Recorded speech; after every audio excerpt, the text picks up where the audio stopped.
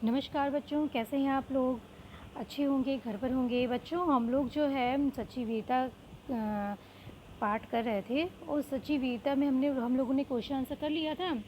और आज से हम लोग भाषा की बात पढ़ रहे हैं। ठीक है, भाषा की बात बहुत ज़रूरी है। पहले भी हम बहुत विस्तार में बताएं, लेकिन इस बार हम विस्तार में नहीं बता रहे, सिर्फ आपकी बुक को ही क्वेश्चन को सॉल्व करवा रहे हैं।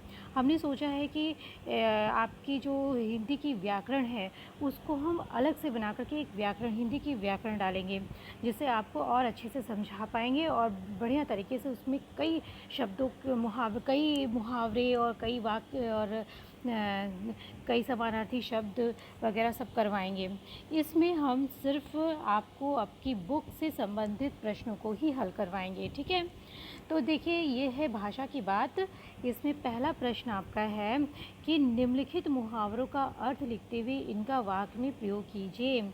बच्चों, आप अर्थ समझिए और वाक्य में प्रयोग आप स्वतः करिएगा। जब आप स्वतः वाक्य का प्रयोग करेंगे तो आपको मुहावरा और भी अच्छे से समझ में आएगा। बस इतना ध्यान दीजिएगा कि जो आप वाक्य में प्रयोग करेंगे उसमें आपके मुहावरे के शब्द होने चाहिए, न कि अर्थ के। ठीक है, चलिए, पहला मुहावरा है बच्चों, ये आपकी बुक से ही है। पहला मुहावरा है डर से अधमरा होना। डर से अधमरा होने का अर्थ होता है भयभीत होना। अब साइड में आप यहाँ पे जैसे हमने लिखा मुहावरा, देखिए लिखने का तरीका यही होता है, पहले मुहावरा फिर अर्थ, फिर आप इधर लिखेंगे वाक्य में प्रयोग। ठीक है, तो आप मुहावरे के नीचे मुहावरा, अर्थ के नीचे अर्थ और वाक्य में प्रयोग के नीचे वाक्य में प्रयोग लिखेंगे। तो डर से अधमरा होना अर्थात भयभीत होना। तो जैसे जंगल में क्या शेर को देख करके मोहन राम या फिर कह दीजिए खुद कि शेर को देख के मैं डर से अधमरा हो गया था। ठीक, इस तरह से आप अपना स्वतः वाक्य में प्रयोग बनाएंगे। हाँ, न कि ऐसे करेंगे कि शेर को देखकर मैं भयभीत हो गया था, ऐसे नहीं, शेर को देख कर के मैं डर से अधमरा हो गया। ठीक, ये मुहावरे के शब्द होने चाहिए। अब ये देखिए नेक्स्ट क्या है, छाती ठोक कर आगे बढ़ना। छाती ठोक कर आगे बढ़ने का अर्थ होता है कि विशेष हिम्मत दिखाना, विशेष प्रकार की हिम्मत दिखाना। और देखिए, तो वाक्य में प्रयोग कैसा हो जाएगा कि सच्चे वीर पुरुष हर कठिनाई में छाती ठोक कर आगे बढ़ जाते हैं। ठीक, अब देखिए नेक्स्ट क्या है कि रास्ता साफ होना। रास्ता साफ होने का अर्थ होता है कि रुकावट ना आना। रास्ता साफ होने का अर्थ क्या होता है कि किसी भी कार्य में रुकावट ना आना। हाँ, हमारे सैनिक बिना किसी हमारे सैनिक जो होते हैं वो क्या करते हैं, बॉर्डर पर खूब लड़ाई करते हैं ना, तो क्या कर सकते हैं हम कि जो सैनिक बड़े सैनिक, या तो आप ऐसे कर लीजिए, दूसरी तरह से कर लीजिए कि विद्यार्थियों को पास होने के लिए खूब कड़ी मेहनत करनी चाहिए, जिससे कि आगे के भविष्य में रास्ता साफ हो जाए, आगे का भविष्य का रास्ता साफ हो जाए, ऐसे कर लीजिए। या तो आप सैनिकों पे बना लीजिए, या तो जैसे भी आपको इच्छा करे आप वैसे बना लीजिए। ठीक है, रंग चढ़ना। रंग चढ़ने का अर्थात तात्पर्य होता है प्रभावित होना। ठीक, रंग चढ़ना मतलब प्रभावित होना। तो गुरु नानक देव के उपदेश से सभी पर उनका रंग चढ़ गया। ठीक, सभी लोग उनसे प्रभावित हो गए।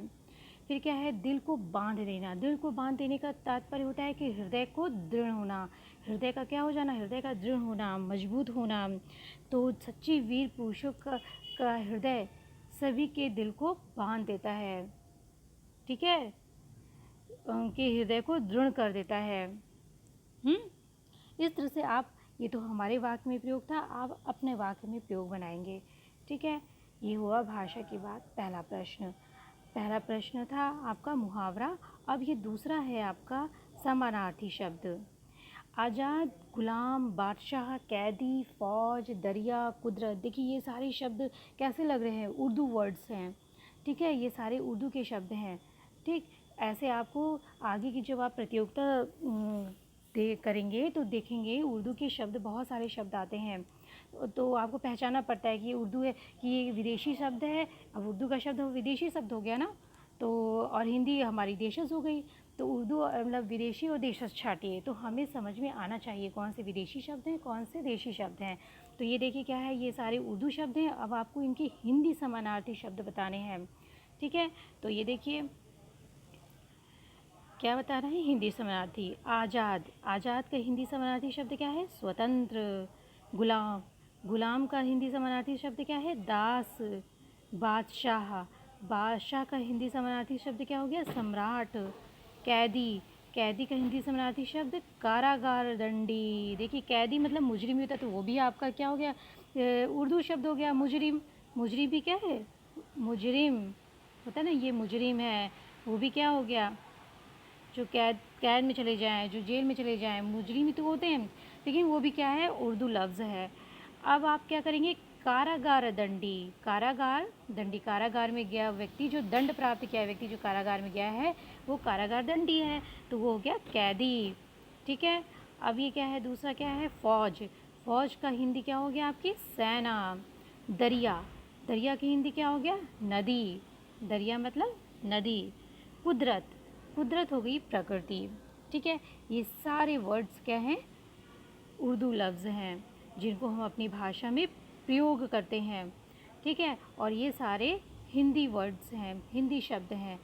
हाँ, तो आप जो है हिंदी और यानी देशज और विदेशज, इन सारे शब्दों में अंतर को पहचाना सीखिए।